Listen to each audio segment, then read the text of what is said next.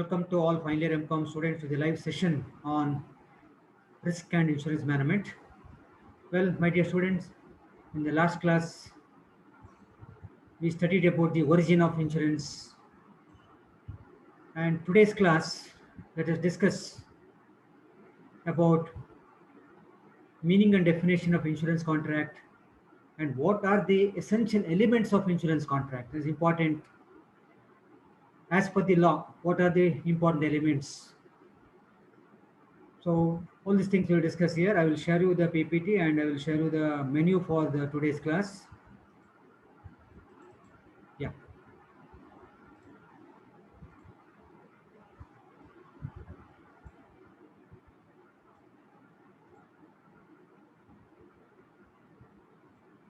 Can you see my PPT?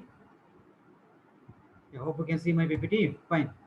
So in the today's class, we will study about the meaning and definition of insurance contract.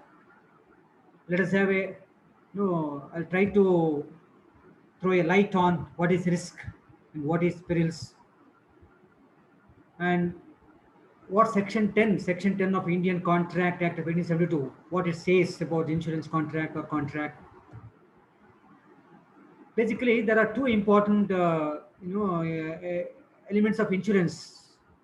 It can be broadly classified into two categories. One is the elements of general contracts, and the another one is the elements of special contract, relating to insurance. In the today's session, I'll take only the first part. First part means the elements of general contract. Okay, here there are nearly 18 points we need to discuss in today's class. Well, you know the meaning of contract. What is contract? What is agreement? You know the difference between agreement and contract. All these things you have studied in the degree level.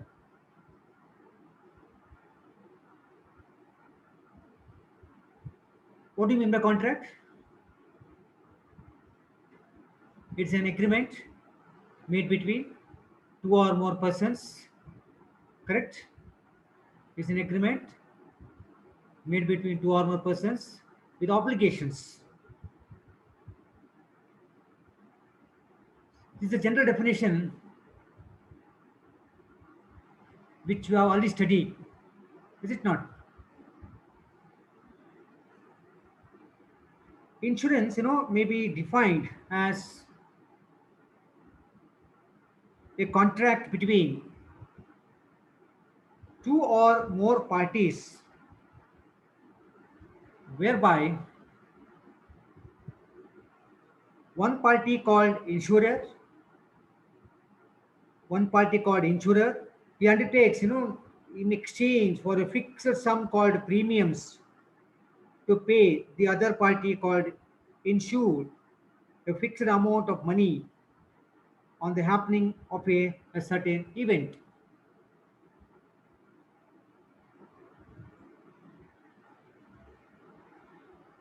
A contract of insurance is an agreement whereby one party called the insurer undertakes in return for an agreed consideration, return spelling RETURN, in return for an agreed consideration called the premium, to pay the other party, namely the insured, a sum of money or its equivalent in kind upon the occurrence of a specified event resulting in a loss to the person or loss to him.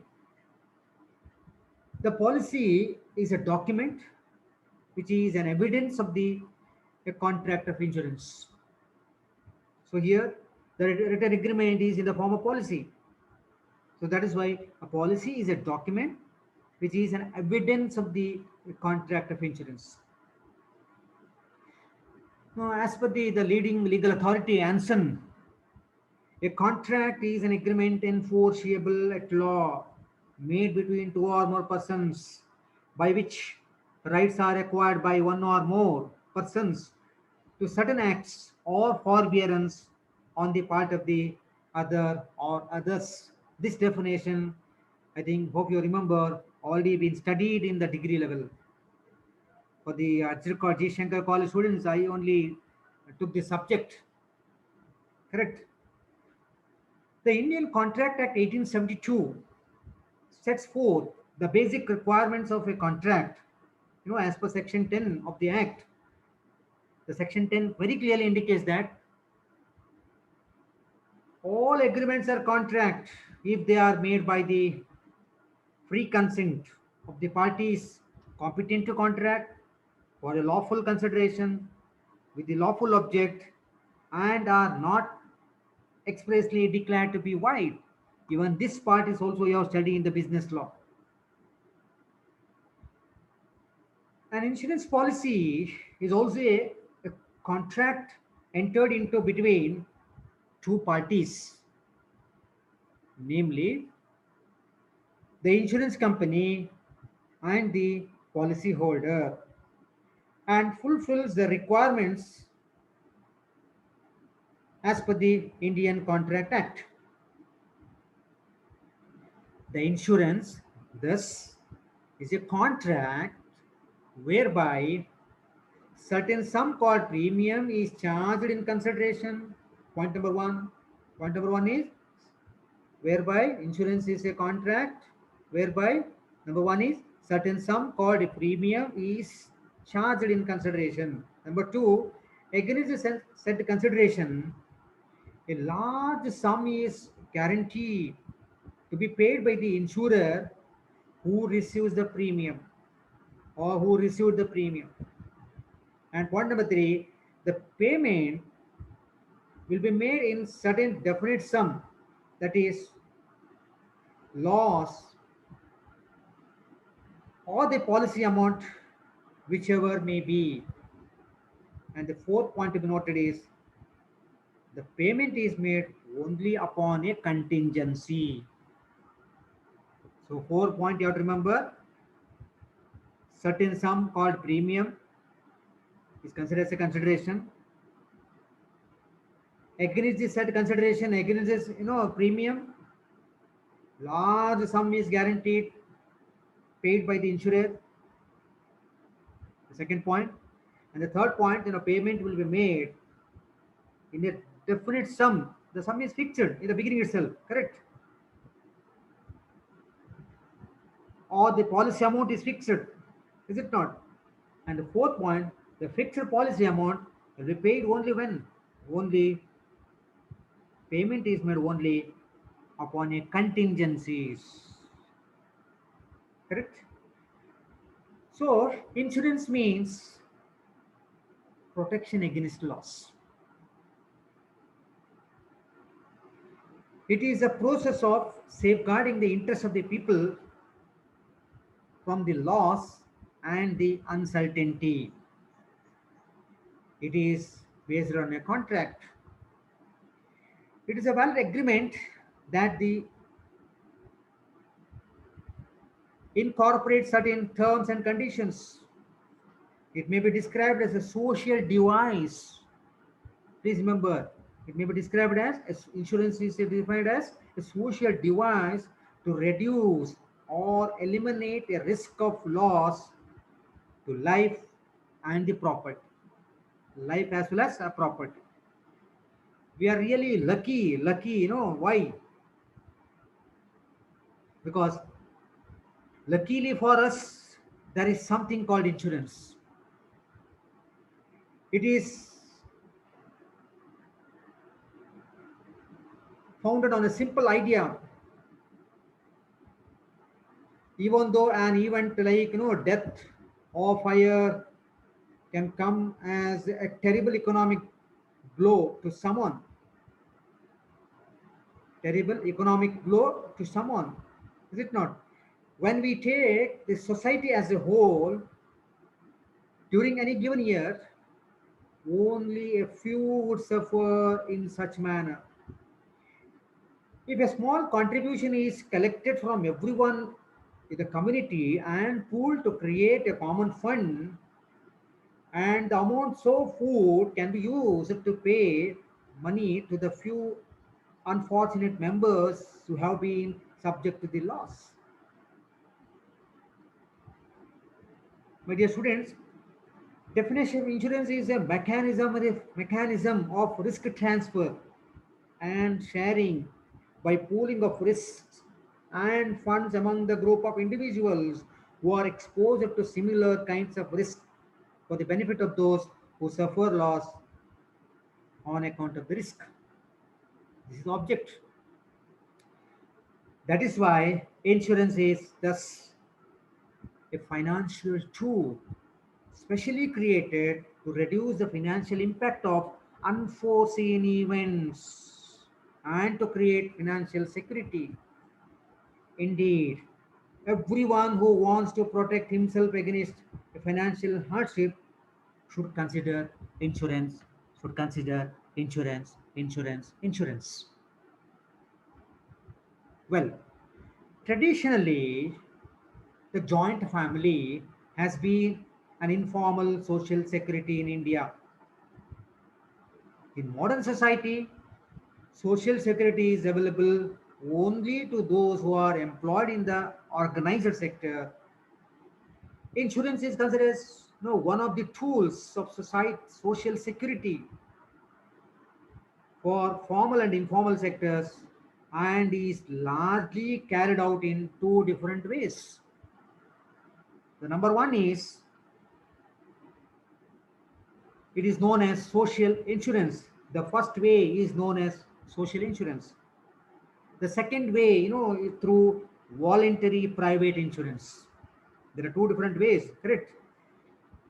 In social insurance, the state or the governments takes care, the state or government take care of those who are subjected to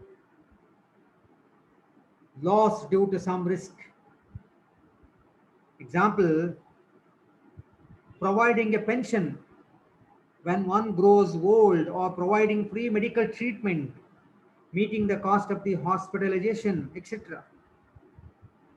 The fund for this purpose comes from a pool made up from the taxes or mandatory social security contribution required to be made by all those who work and earn an income. You heard about ESI, the employee state insurance that provides medical care and other benefits to employees and employees provident fund organization that provides pension and survivors benefit in the event of an employee's death. No, these are the popular scheme comes under the social insurance. In the second way, that is, through voluntary private insurance, here, the individuals and groups can buy insurance from insurance company by entering into a contract of insurance with the company. The insurance company enters into a contract whereby it undertakes in exchange for a small amount of money as premium to provide financial protection by agreeing to pay the insuring person that is insured a fixed amount of money, that is sum assured, on the happening of a certain event to whom? To the insured peril.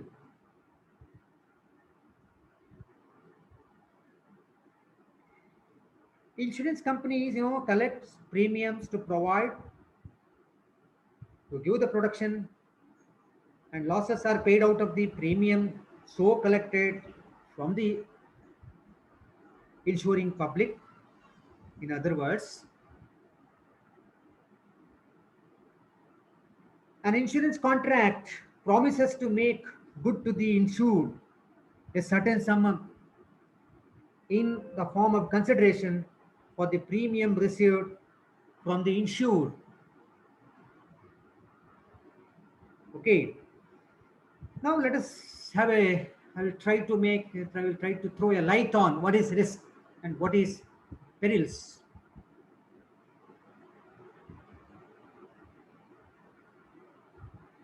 every day we hear so many stories about the accident and other things, misfortunes that someone has suffered,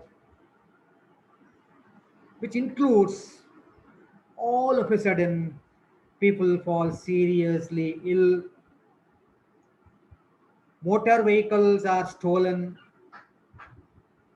people die or get injured in an accidents involving motor vehicles. House and belongings are destroyed by fire.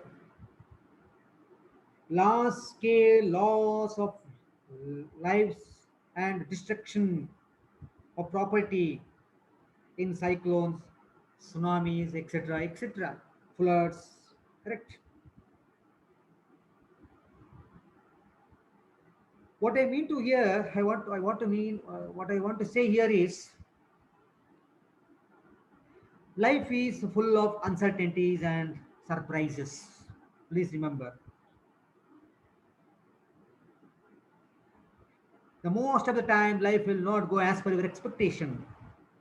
So that means life is 100%, for everybody, for everybody. Life is full of uncertainties and surprises. Protecting ourselves, protecting oneself, one's families, and societies from these uncertainties and events has been one of the biggest concern of man for these centuries. Well, my dear students, now what is risk? The very simplest way. The risk is a term that we use to refer to the chance of suffering a loss as a result of uncertain events like which were mentioned just now. So the term risk is that we use to refer to the chance of suffering a loss as a result of the uncertain events like serious ill, motor vehicle accident, motor vehicles are stolen,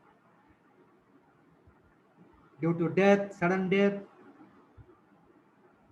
house belongs that is destroyed by fire. All these things, considered as a risk. Uncertainty is correct. So all these uncertainties are considered risk. Now, what is perils? The event that give rise to such risks are known as perils. The events that give rise to such risks are known as perils. Well, as per Section 10 of Indian Contract Act, it clearly says that all agreements are contracts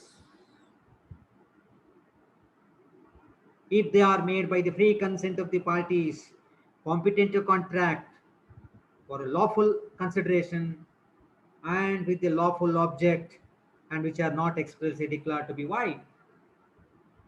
Here you can notice several inferences. Number one is we need first agreement.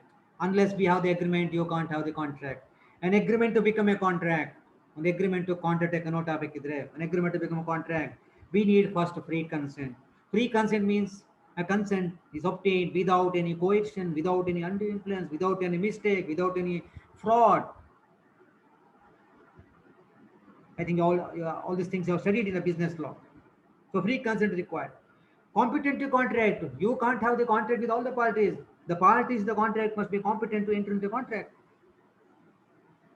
And the contract must be for lawful consideration. Consideration means give something and get something back. You know. So consideration must have some value in the eyes of law. So that is why we need lawful consideration. And the object of the contract must be lawful. You can't make no contract like with the with the any object. No, no, no. The object should be lawful. The object should work within the framework of the law. It must have some value in the eyes of law. So all these things, you can note down in section 10, because you already studied in the business law. You already cleared the paper.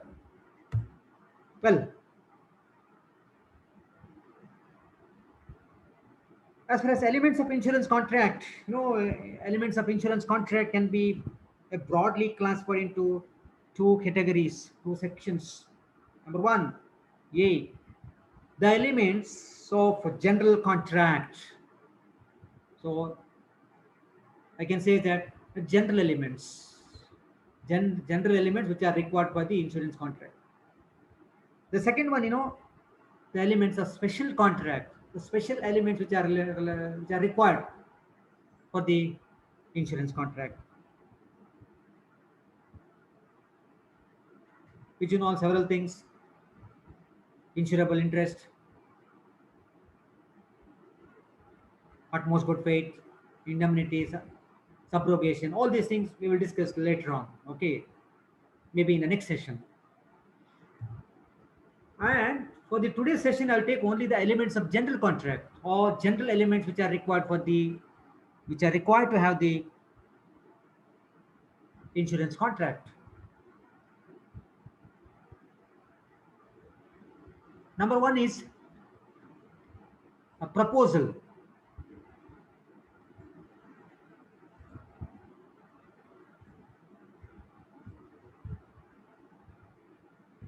When one person signifies to another his willingness to do or to abstain from doing anything with a view to obtaining the assent means consent of that other to such act or abstinence, is said to be a proposal. Correct? I think this definition also you have studied in the business law. Proposal definition, offer definition, is it not?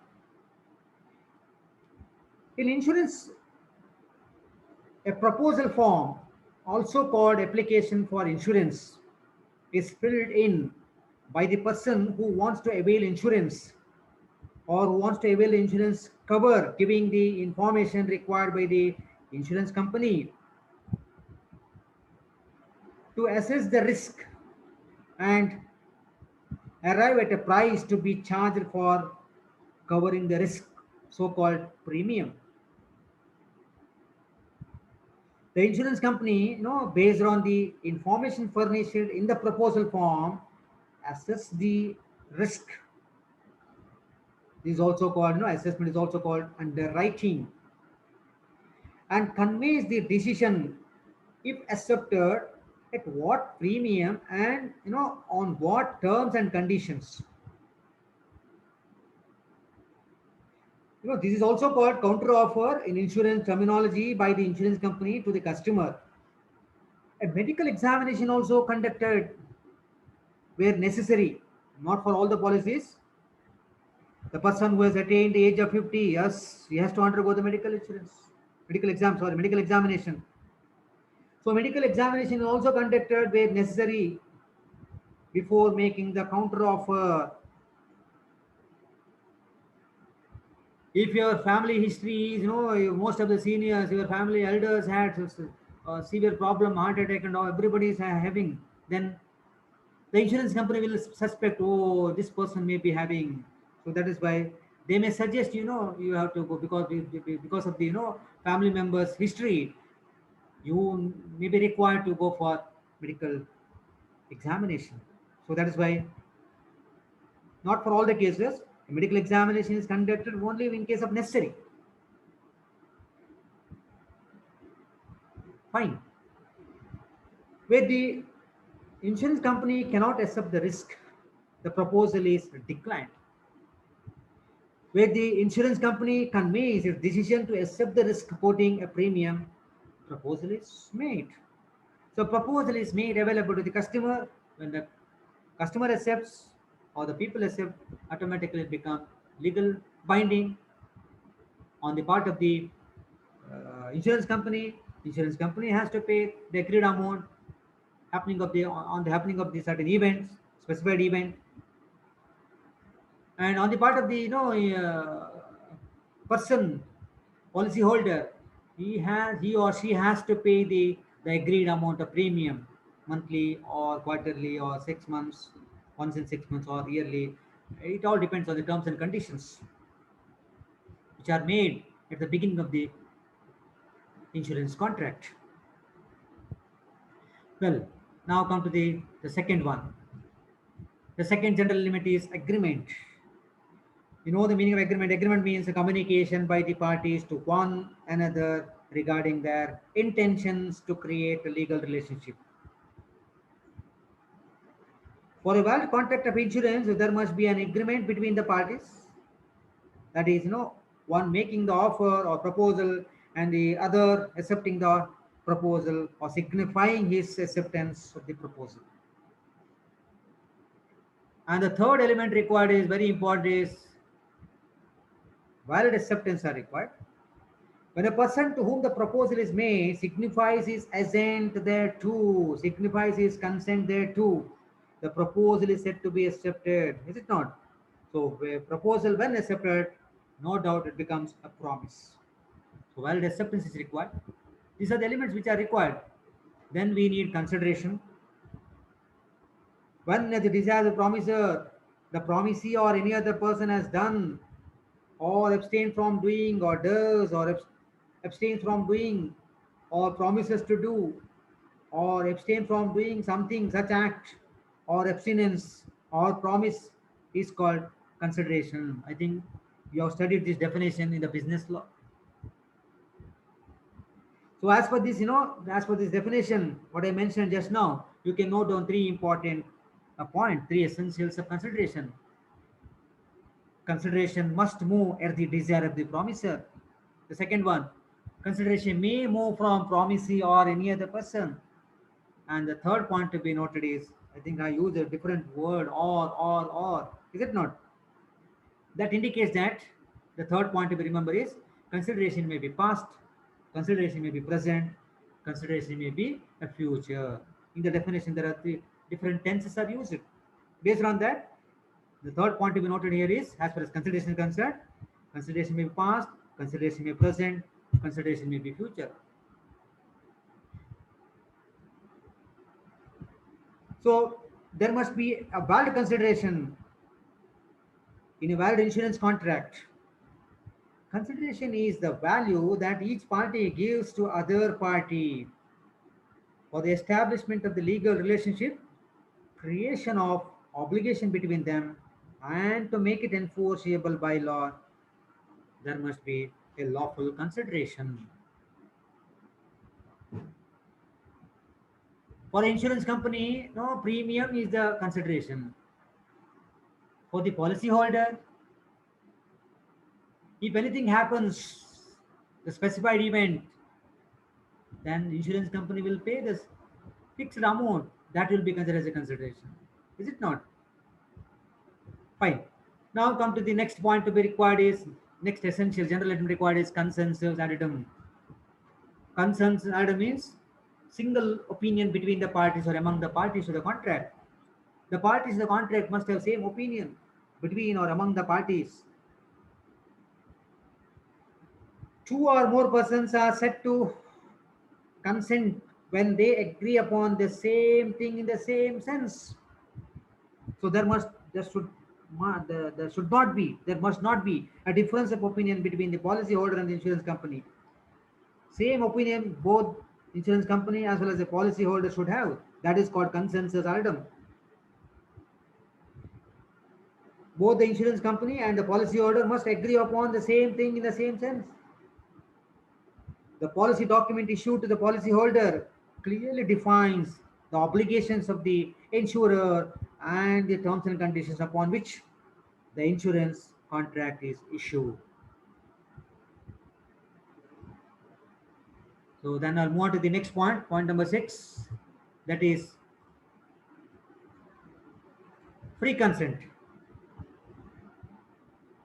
To put it in the simplest way, free consent means yes, consent is said to be free only when when the acceptance is obtained without any coercion, without any undue influence, without any fraud, without any mistake, without any misrepresentation. A consent is said to be free, it must be free from all these five elements which I have mentioned just now: coercion, and influence, fraud, mistake, and misrepresentation. Five elements. There must be free consent between the two parties in the contract. Parties entering into a contract should enter it by their free will and consent. The contract entered via undue or force, influence, fraud, misrepresentation, hiding the facts is not at all considered as a valid contract. That is why consent received forcefully can't be a free consent. A consent is said to be a free consent only when it is obtained without coercion, without undue influence, without fraud, without misrepresentation, and without mistake.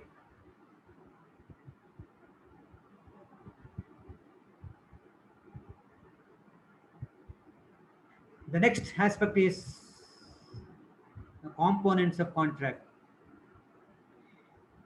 An agreement must be legally competent between the parties to enter into a contract. It means, both the parties in the insurance contract must be at the age of majority. He or she must have a sound mind and not disqualified by any court of law. It says that the person who is a minor, lunatic, idiots cannot enter into a insurance contract. So contract entered into by all this, declared as void. Then the next general limit is increases self-respect. There is, the direct connection between the self-respect and independence of a person in the society. Insurance supposed to the person to be independent. It provides economic support to an individual, a businessman, which helps to increase the self-respect of the person in the society.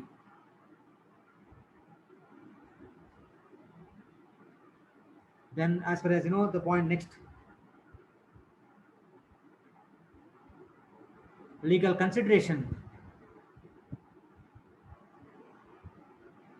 The consideration must have some value in the eyes of law.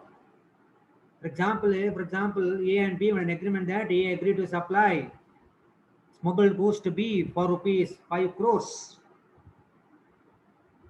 A agreed to pay rupees 1 crore. For paying 1 crore, he will get back the smuggled goods. That is the consideration for A's promise.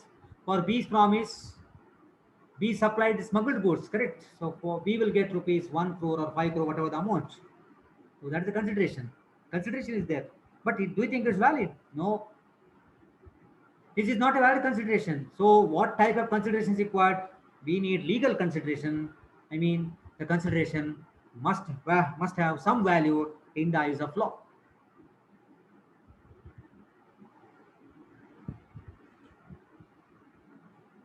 Next point is, competency. Who are all eligible? Who are all not eligible to enter into contract? Similarly, who are eligible and not eligible to enter into insurance contract? You know the answer. I not explain.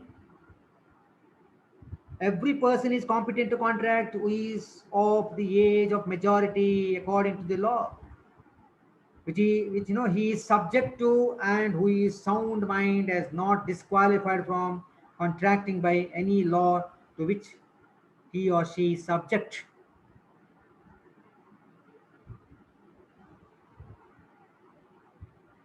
In the case of insurance, the person with whom the contract is entered into is called policyholder, or policy owner, who could be different from the subject matter which is insured. In life insurance contract, my dear students, for example, the person whose life is insured could be different. For example, the policyholder could be the father, and the life assured would be the son. In the case of fire insurance, the policy owner could be the owner of a building, and the subject matter of insurance would be the building itself.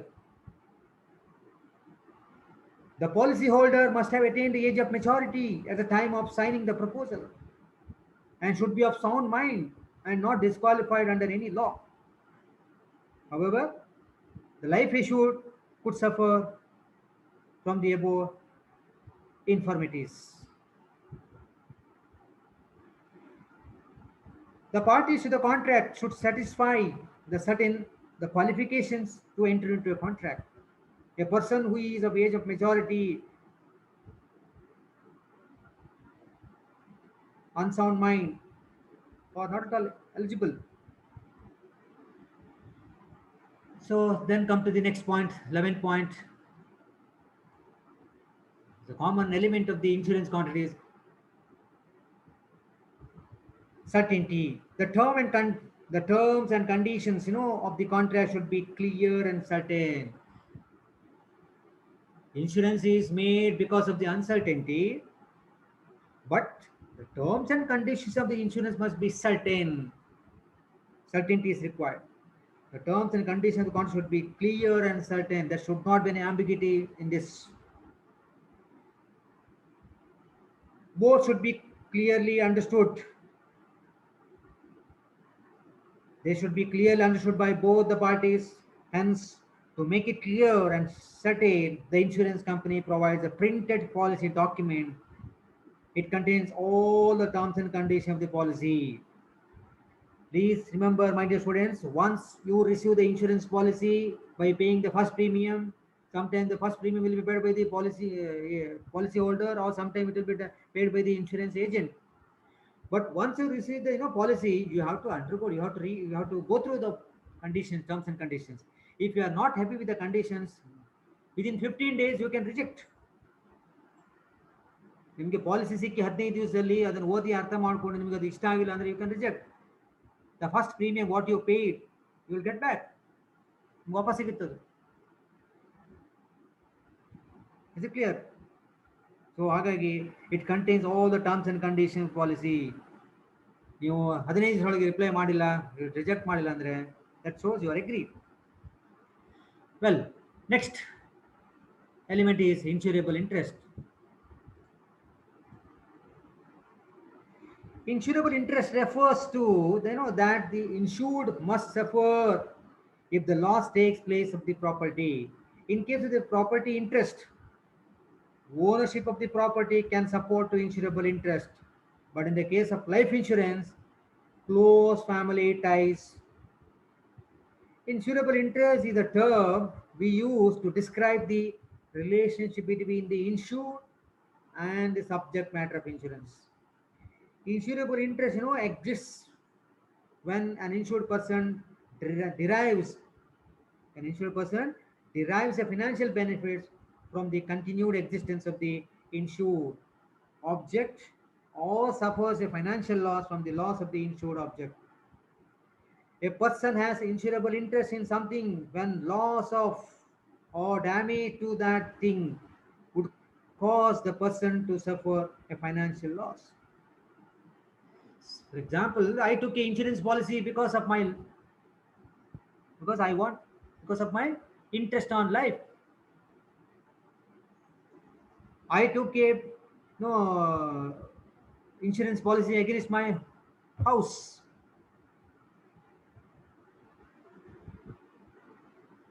But I have the interest on my property. Building is my property. Even after taking insurance policy, I have interest on my house. I took this policy to protect my home. So that means I have shown interest to protect my home. I have interest towards my property. I have interest towards my life. That itself is insurance. That itself is a insurable interest. Well, next point element is encouraging saving. Yes, no doubt. But it is not insurance is not an investment. You may say it's a saving, no problem. Insurance is not at all investment. You know, the nearly 4% it works out. ಒಂದು 5 ವರ್ಷ ಹಿಂದೆ ನಮಗೆ S B account S B ಅಕೌಂಟಲ್ಲಿ ಹಣ ಇಟ್ಟರೆ ನಮಗೆ 4% ಬಡ್ಡಿ ಸಿಗ್ತದೆ. ಸೊ ಎಸ್ ಬಿ ಅಕೌಂಟಲ್ಲಿದ್ದ ಹಣಕ್ಕೆ ನಾವು ಇನ್ವೆಸ್ಟ್ಮೆಂಟ್ ಅಂತ ಹೇಳ್ತೇವೆ ನಾವು. No no no, it cannot be consider as investment. So similarly insurance is not investment, it's only you can consider as it encourages savings. The insurance should pay the amount of premium regularly and compulsorily. That is why, you know, it develops. That is why it develops the habit of the saving.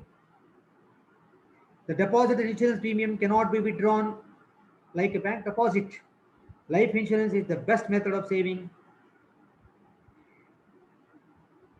It is a good means to make provision for the future or even for the retirement age.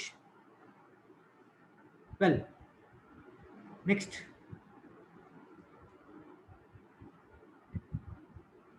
writing and registration. The insurance contract must be in writing, duly signed, stamped, and registered.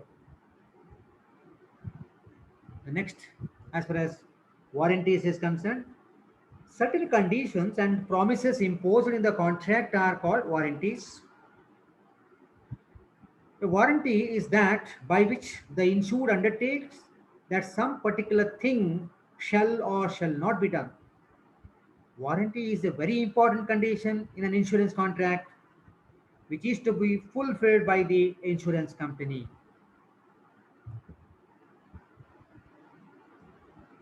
Now I'll come to the last slide. Point number 16. The consideration or object of an agreement must be lawful. The consideration or object of an agreement is unlawful under the following, in following cases. I'll tell you the circumstances under which consideration or object of an agreement is unlawful. Number one is where the contract is forbidden by law, where the contract is such nature that if permitted it would defeat the provisions of any law or is fraudulent. Third circumstances is where the contract involves or implies injury to the person or property of another. And the fourth circumstance is where the court regards it as immoral or opposite to public policy. Every agreement of with the object of consideration is unlawful and is void. So the object of an insurance contract, that is to cover the risk by taking out an insurance policy, is a lawful object. I'll repeat, the object of an insurance contract, that is to cover the risk by taking out an insurance policy, is a lawful object. Now I'll come to the last but one point. Agreement must not be in restraint of trade or legal proceedings. Every agreement by which anyone is restrained from exercising a lawful profession, trade, or business of any kind is to that extent void.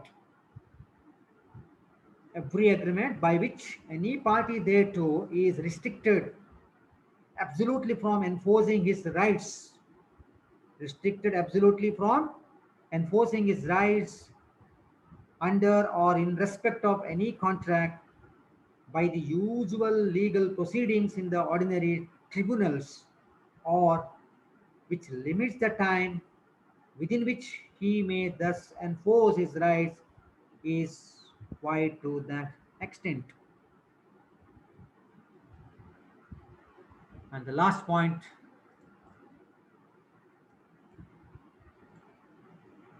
18th point, is agreement must be certain and not be wagering agreement or wagering contract.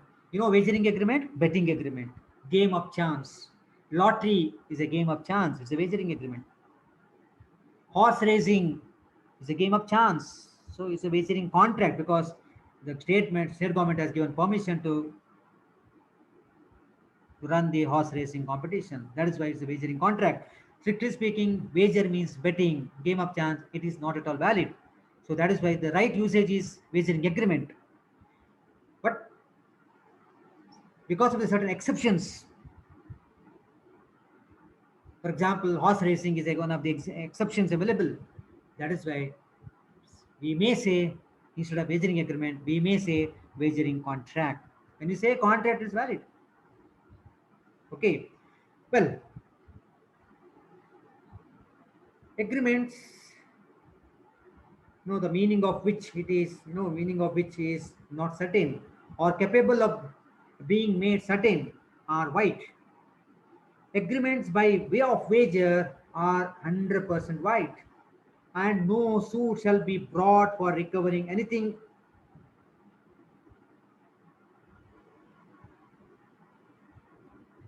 because of the wager in nature. The Anson, leading legal authority, Anson, ANSON, Anson defined wager as a promise to give money or money's worth upon the determination or ascertainment of an uncertain event. For example, if A agrees to pay B rupees 1000, if it rains tomorrow, it becomes a gambling since there is no uncertainty that it will rain tomorrow. Correct? A wagering contract is white, it is not illegal. Remember, wagering contract is white, it is not illegal. Further, a contingent contract, as per section 31 of the Indian Contract Act of 1872, I think you have studied in the business law. A contract to do or not to do something if some event collateral to such contract does or does not happen. For example, A contracts to pay, Mr. A contracts to pay B rupees 10,000 if B's house is burnt. This is a contingent contract. An insurance contract is contingent contract, and the example given here is nothing but fire insurance. While the wagering contracts are contingent contract, section as per section 30 of the Act has declared all wagering contracts to be white. So these are the 18 important, general elements which are required to have the insurance contract. In the next session, I will take the special elements which are required for the required to have the contract of insurance. Okay, we'll meet you in the next week. Till then, have a nice time and safe stay at home. Thank you, one and all.